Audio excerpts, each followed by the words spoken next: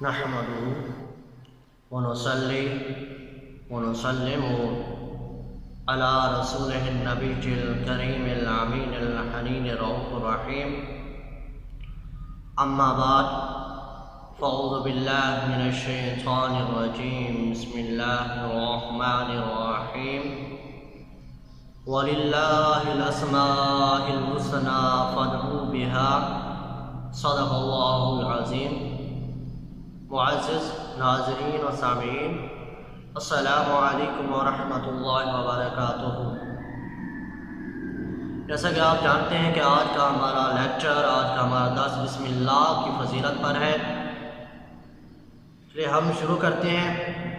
جو آج کا ہمارا لیکچر ہوگا وہ تفسیر ابن کثیر، تفسیر بغوی اور احادیث مصطفیٰ صلی اللہ علیہ وسلم پر مشتمل ہوگا. چلے شروع کرتے ہیں. آقا علیہ الصلوۃ والسلام نے فرمایا کہ اللہ تعالیٰ نے مجھ پر ایک ایسے آیات نازل کی جو پہلے کسی انبیاء پر سوائے حضرت سلیمان کے نازل نہیں ہوئی. وہ آیات بسم اللہ الرحمن الرحیم ہے. بعض کہتے ہیں کہ یہ آیات کا ایک جز بھی ہے، جو سورہ سلیمان میں ہے. یہ آیات کا بسم اللہ ایک جز ہے.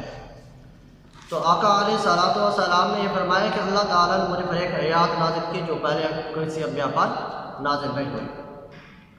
اس آیات کے معنی بسم اللہ الرحمن الرحیم کے حضرت عیسیٰ علیہ الصلوۃ والسلام نے بتلائے.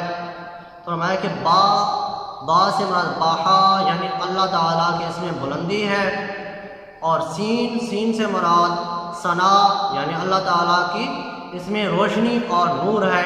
اللہ نور السماوات والارض. اور فرمایا کہ میم ممکلات یعنی بادشاہی، اللہ تعالیٰ بادشاہ ہے، اس لیے اس میں بسم اللہ میں میم استعمال ہوا اللہ تعالیٰ کی بادشاہی کو ظاہر کرنے کے لیے. وَلِلَّهِ مُلْكُ السَّمَاوَاتِ وَالْأَرْضِ. اللہ کہتے ہیں، اللہ الہ سے مشتق ہے. الہ کہتے ہیں معبود کو. اللہ اسے کہتے ہیں جس کی عبادت کی جائے. اللہ معبودوں کے معبود کو کہتے ہیں. اس میں لفظ استعمال ہو الرحمن. رحمان کہتے ہیں جو دنیا اور آخرت میں کرم کرنے والا ہو، اور رحیم استعمال ہوا، اور رحیم کہتے ہیں جو آخرت میں رحم و کرم کرنے والا ہو. آقا علیہ الصلوۃ والسلام نے فرمایا، تفسیر بغوی میں موجود ہے کہ آپ جو خط لکھو، خطوط لکھو، رسالہ لکھو، کتب لکھو تو اس میں بسم اللہ کو لازمی لکھا کرو. یہ فقہا کا، علماء کرام کا، محدثین کا، ائمہ کرام کا، بزرگان دین کا یہ کام رہا ہے. جب بھی وہ رسالہ تحریر کرتے، کوئی کتاب لکھتے تو وہ بسم اللہ کو وہ پہلے شروع میں لازمی لکھتے. آقا علیہ الصلوۃ والسلام کا ارشاد مبارک فرمایا کہ اگر کسی کاغذ پر بسم اللہ لکھی ہو اور وہ کاغذ نیچے گر پڑے، جب تک اللہ تعالیٰ اپنا دوست نہیں بھیجتا اسے اٹھانے کے لیے، اس کو فرشتے اپنے بازوں سے اوپر اٹھا کے رکھتے ہیں. اب اس حدیث میں آپ غور کریں. آقا علیہ الصلوۃ والسلام نے فرمایا کہ جب تک اللہ تعالیٰ اپنا دوست نہیں بھیجتا، یعنی جو وہ کاغذ اٹھانے کے لیے جا رہا ہے تو وہ اللہ کا دوست بن کر جا رہا ہے. اللہ کا دوست اٹھانے جا رہا ہے وہ کاغذ. اللہ تعالیٰ اپنے دوست کو توفیق دے رہا ہے، جا میرا نام نیچے گھرا پڑا ہے، اس کو فرشتوں نے اٹھا رکھا ہے، جا تو اٹھا کے ایک جگہ پہ رکھ دے. آقا علیہ الصلوۃ والسلام نے فرمایا کہ جب کوئی شخص اس کو اٹھاتا ہے، اللہ تعالیٰ اسے اعلیٰ علیین مقام میں بلند مرتبہ عطا فرماتا ہے. منصور بن عمار کا مشہور واقعہ ہے، اسے تفسیر بغوی میں بھی ہے. منصور بن عمار نے ایک کاغذ کا ٹکڑا اٹھایا، اس میں بسم اللہ لکھی ہوئی تھی. تو آپ کو کہیں جگہ مناسب نہ نظری کہ میں اس ٹکڑے کو اس جگہ پر رکھوں. آپ نے کیا اس ٹکڑے کو نگل لیا، اس کو اندر نگل لیا. جب آپ رات کو سوئے تو خواب میں آیا کہ اللہ تعالیٰ نے تجھے حکمت اور دانائی کے دروازے کھول دیے ہیں، کیونکہ تو نے اللہ تعالیٰ کے نام کی تعظیم کی ہے. اس وجہ سے اللہ تعالیٰ نے تیرے لیے حکمت اور دانائی کے دروازے کھول دیے ہیں، اور اس وقت سے جو بھی وہ بات کرتے حکمت اور دانائی کی کرتے.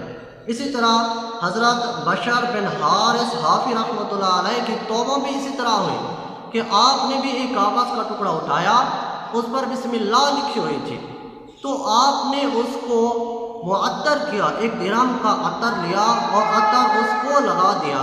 جب رات کو سوئے، خواب میں آیا کہ اے حارث، اے بشر حارث، تو نے میرے نام کو معطر کیا، میں تیرے نام کو دنیا اور آخرت دونوں جہان میں معطر کر دوں گا۔ تو کہتے ہیں کہ آج دیکھیں کہ بڑے بڑے دولت مند تھے، جاگیردار تھے، ان کا نام نہیں ہے، مگر ایک بشر جو کہ ایک فقیر تھا، اس کے پاؤں میں جوتا تک نہیں ہوتا تھا، آج اس کا نام زندہ ہے اور ہمیشہ زندہ رہے گا۔ آقا علیہ الصلوۃ والسلام نے فرمایا کہ جس نے تعظیم کی نیت سے، جس نے تعظیم کی نیت سے بسم اللہ الرحمن الرحیم کو عمدگی اور خوبصورتی کے ساتھ تحریر کیا، اس کے اللہ تعالیٰ سارے گناہ معاف فرما دیتا ہے۔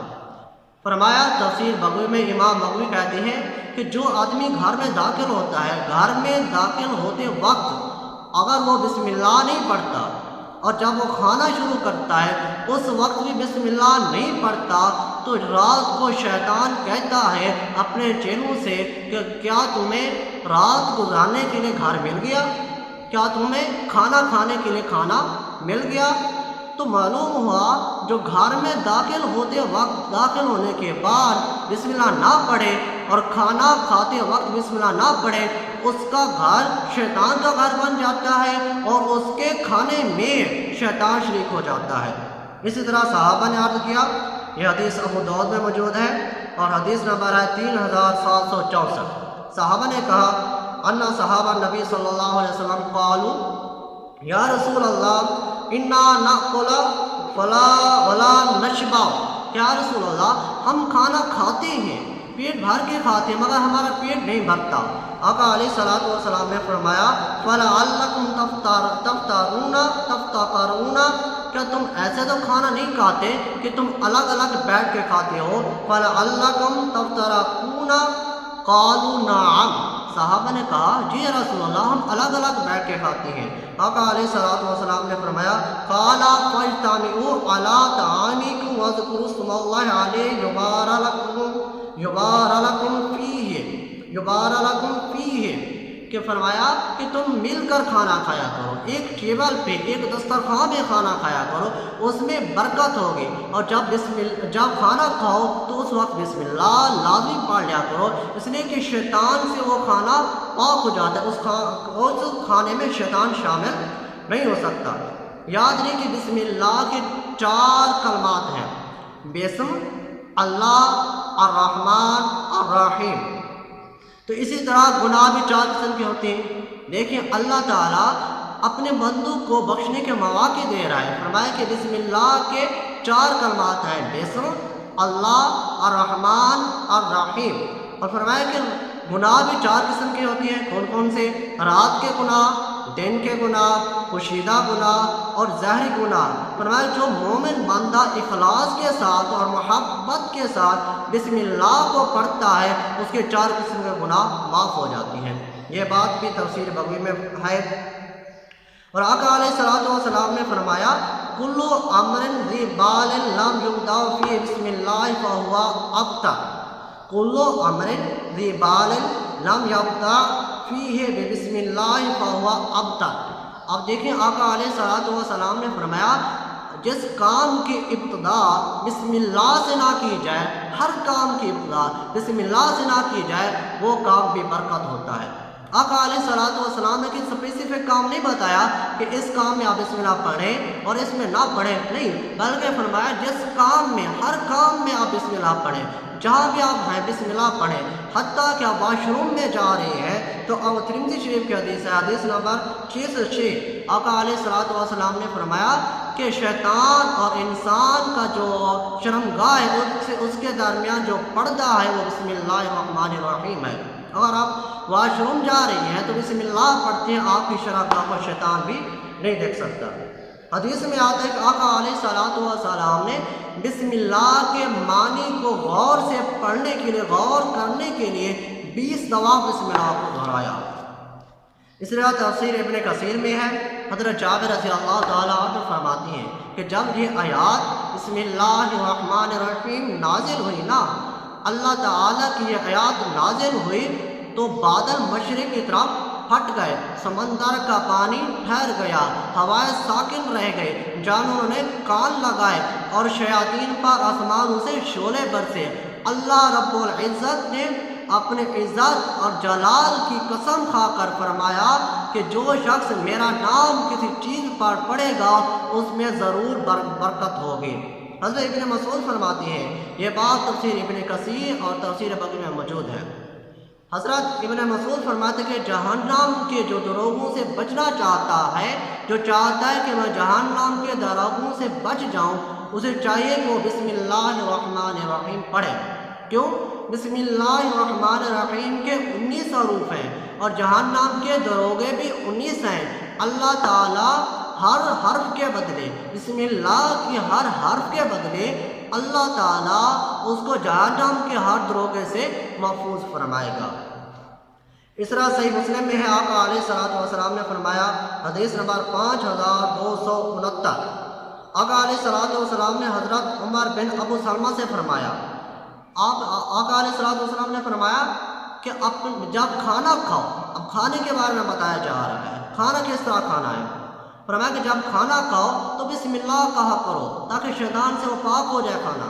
بسم اللہ کھاؤ اور دانے ہاتھ سے کھاؤ اور اپنے سامنے سے کھاؤ۔ آقا علیہ الصلوۃ والسلام نے، آپ اندازہ کریں کتنا ایک پیارا طریقہ بتا دیا۔ فرمایا کہ اپنے سامنے سے کھاؤ، یہ نہیں کہ دوسرے کی بوٹی اٹھا کے، دوسرے کی پلیٹ خالی کر کے اپنے سامنے رکھ لیا۔ آج کل ہمارا یہ حال ہے کہ اب شادی، میرج حال ہے، شادی ہے، جب ہم کہیں جاتے ہیں، جب ہمارے سامنے کھانا رکھا جاتا ہے تو ہم کھانا سارا پلیٹ اپنی بھر لیتے ہیں اور ہمارا بھائی جو ہمارا ہمسایہ نہ ہمارے نزدیک بیٹھا ہوتا ہے وہ بیچارہ ہمیں دیکھ رہا ہوتا ہے۔ یہ طریقہ خلاف ہے، اس سے محبت میں کمی آتی ہے۔ اگر آپ کی پلیٹ میں ایک بوٹی کیوں نہ ہو، آپ اسے تقسیم کریں اور تقسیم کر کے ساتھ والے بھائی کو جب آپ دیں گے وہ آپ سے محبت کرے گا، اس سے محبت بڑھتی ہے۔ صحیح میں حدیث ہے، حضرت ابن عباس سے مروی ہے اور مسلم کا جو نمبر ہے وہ 3533 اور بخاری کا نمبر ہے 141۔ حضرت ابن عباس سے مروی ہے کہ آقا علیہ الصلوۃ والسلام نے فرمایا کہ جب تم اپنی بیوی سے ملنے کا ارادہ کرو، کیونکہ بسم اللہ کے بارے میں آقا علیہ الصلوۃ والسلام نے کوئی اسپیسیفک ٹائم نہیں رکھا۔ فرمایا کہ جب بھی چاہو پڑھو بسم اللہ، ہر کام میں پڑھو۔ فرمایا کہ جب تم اپنی بیوی سے ملنے کا ارادہ کرو تو کہو بسم اللہ اللہم جبن الشیطان و جب الشیطان ما رزقتنا، کہ اے باری تعالیٰ جو تو ہمیں اولاد دے اس کو شیطان سے محفوظ رکھ۔